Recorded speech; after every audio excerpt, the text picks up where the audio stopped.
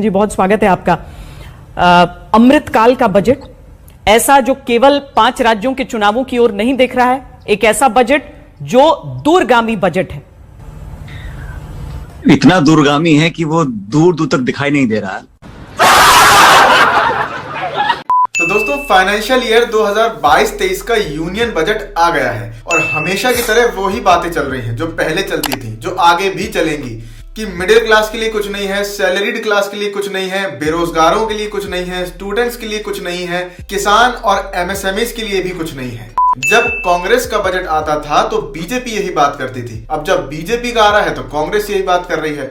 वैसे इसमें कुछ गलत भी नहीं है। आज की तारीख में अगर आप किसी भी भाजपा समर्थक से पूछ लें कि भैया ये बजट है क्या, कैसा है, तो कुछ इस तरीके का जवाब मिलेगा। Modern budget, very nice budget, very best budget for the middle class people. This budget is also very nice budget. Narendra Modi in the 2019, and all the taxes are less, and the budget is also increased. Therefore, this budget is also very best budget. This budget is also supporting, and this budget is also very nice budget. And my wish to the Narendra Modi, he will again become the Prime Minister of India.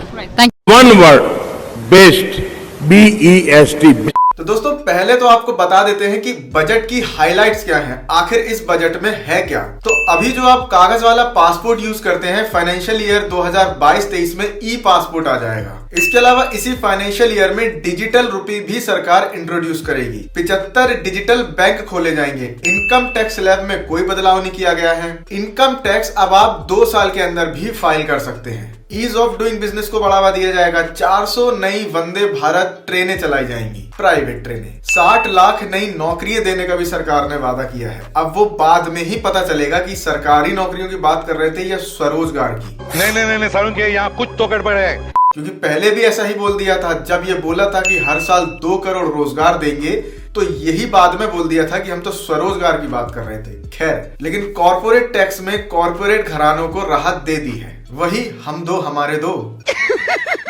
शायद तभी हमारे अडानी भैया इस budget से कुछ ज्यादा ही खुश नजर आ रहे हैं। While the world recovers from pandemic, India's budget is bold, forward-looking and an accelerator for domestic innovation. It takes us closer to आत्मनिर्भरता in every sphere. Thank you Nirmala Sitharaman, जय हिंद। और दोस्तों, सबसे बड़ी हाईलाइट इस बजट की ये रही कि क्रिप्टो करेंसी को भारत में लीगल कर दिया गया। अगर आप क्रिप्टो करेंसी ले रहे हैं और उससे प्रॉफिट कमा रहे हैं तो आपको 30% टैक्स सरकार को देना होगा, और अगर आप उससे लॉस में जा रहे हैं तो भी आपको टैक्स बराबर सरकार को देना होगा। मतलब सरकार आपसे, मान लीजिए, ये कह रहे हैं कि your profit is my profit and your loss is your loss.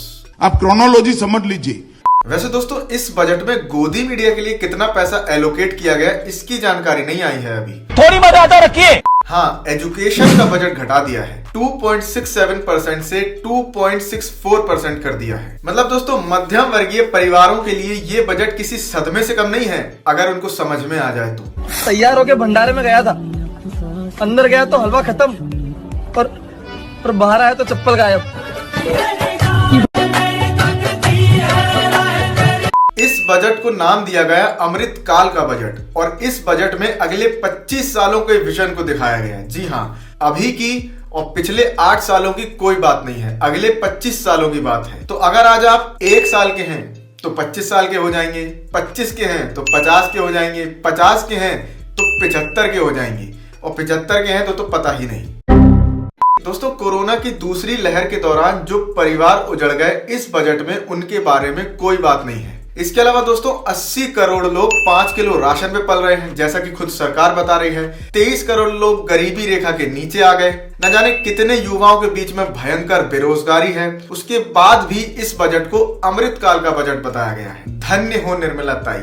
Are you comedy me? अब हम क्या ही बोल सकते हैं भाई, अमृतकाल है तो अच्छा ही होगा, जैसे अच्छे दिन थे। आप बस इस बजट को अच्छा मान लीजिए, वरना फिर इसी बजट को आपको समझाने के पीछे विज्ञापनों पर हजारों करोड़ रुपए आप ही का ही खर्च किया जाएगा, और आपको ये बताया जाएगा कि भैया बजट बहुत अच्छा है, इसलिए पहले ही मान लो कि बजट बहुत अच्छा है। Introducing my happiness.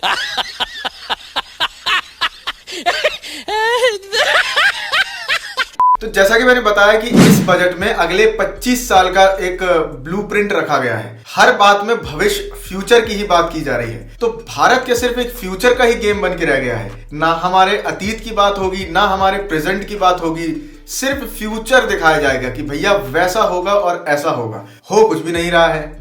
2022 तक ना तो किसानों की आय दुगनी हुई, ना तो बुलेट ट्रेन चल पाई, ना 100 स्मार्ट सिटी बन पाई, ना ही गंगा साफ हो पाई। तो 2013 में जब कांग्रेस ने बजट पेश किया था, तब आज के बीजेपी आईटी सेल के हेड अमित मालवीय ने ट्वीट किया था, budget 2013, economy in rudali mode, PM in silent mode. तो भैया इनको तो बस मैं इतना कहना चाहूंगा कि My answer also the same.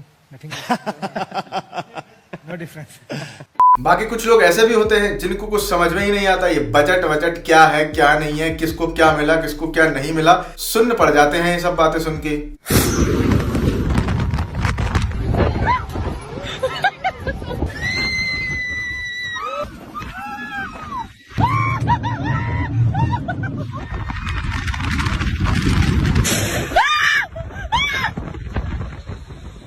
इसके अलावा दोस्तों इसी बजट सत्र के दौरान एक विचित्र तस्वीर देखने को मिली। अब चाहता तो नहीं हूं आपको दिखाना, लेकिन अब जब मेरा मन खराब हुआ है तो आपका भी होना चाहिए। थोड़ा सा तो देख ही लो। सफेद कपड़ा, ओ कैमरा ईश्वर कर दो तुम। लेकिन कुछ भी हो दोस्तों, बीजेपी के अंदर इवेंट मैनेजमेंट टाइप लोग बहुत बढ़िया काम करते हैं। आजादी का अमृत महोत्सव, अमृत काल का बजट, शब्द तो ऐसे देते हैं ताकि लोगों को पढ़ के ही मजा आ जाए। अखबारों में जब ये छपेगा कि अमृत काल का बजट, तो चाहे लोगों को कुछ समझ में आए या ना आए, उनकी जेब में पैसा बचे या ना बचे, उनको पढ़ के बहुत अच्छा लगेगा और वो उसी के पीछे चल देंगे बिना कुछ सोचे समझे। और असल में ये बजट मिडिल क्लास लोगों के लिए और गरीब लोगों के लिए बिल्कुल वैसा ही है जैसा इस कुत्ते के लिए बिस्किट।